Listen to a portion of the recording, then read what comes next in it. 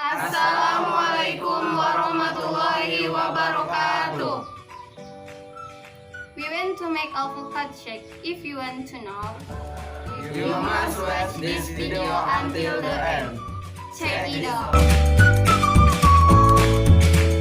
Hello, we want to explain our material. Ingredients: egg alvokad and hot water, and 2 biscuits Oreo, and 2 pop ice mango flavor and chocolate flavor, And ice cubes and a little sugar mixed with hot water. Hello, this is step by step to make alvokad shake.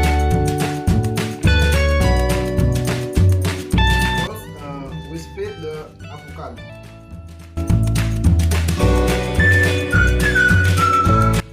Then we take the avocado into the glass. Add a little sugar.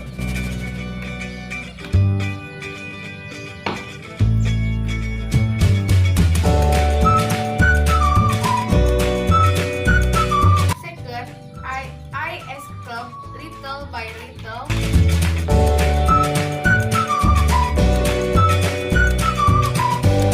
Then open the coconut pop as flour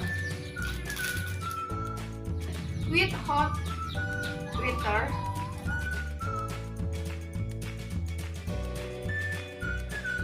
Mix it into the glass.